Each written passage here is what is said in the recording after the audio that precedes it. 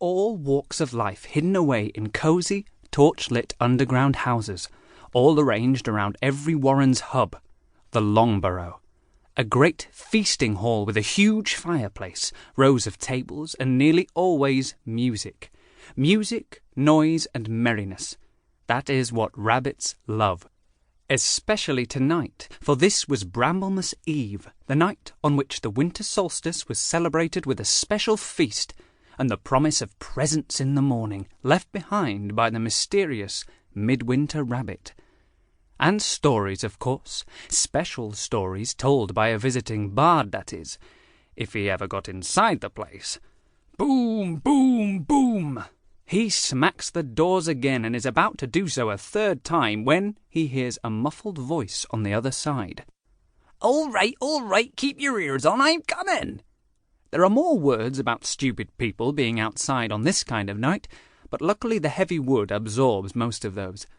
Finally the doors creak open, spilling golden torchlight onto the snow, and the face of a burly soldier rabbit pokes out. "Who in the goddess's name are you?" he says, glaring at the stranger. Underneath the hood, the pale green eyes glare back. "Is that any way to treat a bard, come to tell tales on the eve of Bramblemas? Is that how the old ways are kept here at Thornwood?"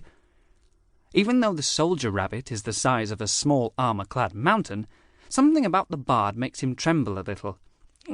"Sorry, sir," he says, and pushes the door open further with his shoulder. "Come in and share our hearth on this midwinter night." "Midwinter, turnip head," corrects the bard, stepping into the torchlight and the warmth. The warren doors close behind him, and he shakes the snow from his cloak with a shudder. "Now, which way to the fireside?" And he strides off down the paved entrance hall as if he has been here 100 times before. "What's a midwinter turnip head, then?"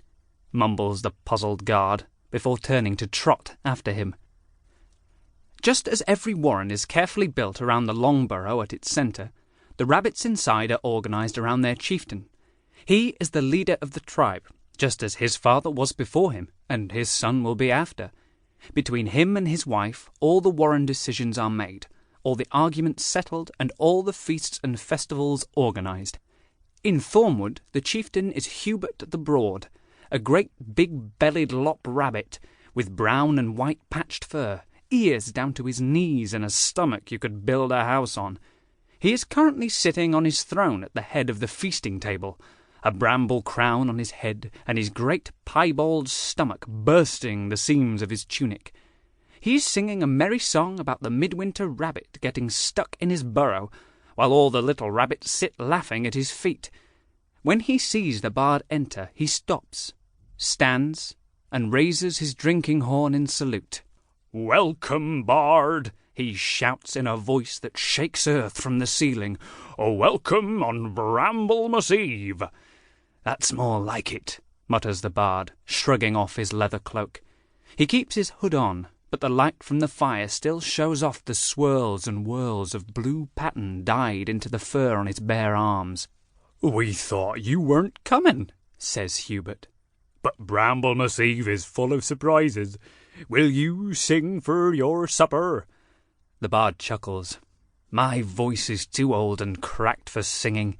He takes a seat by the fireside and warms his hands. "But I might be persuaded to tell a tale or two." "Bring this man some food. Quick, sharp!" Hubert shouts, flicking his ears at his cupbearers. They scurry off and return moments later with a bowl of buttery turnip soup and a platter of cornbread.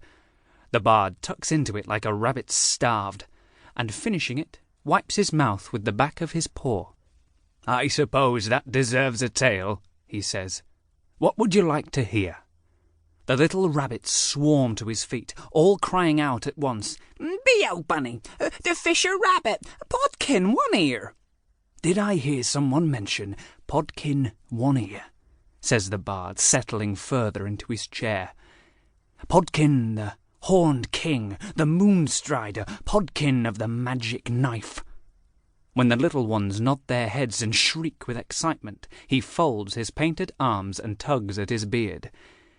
"I do know some tales of that one, but they will be different from those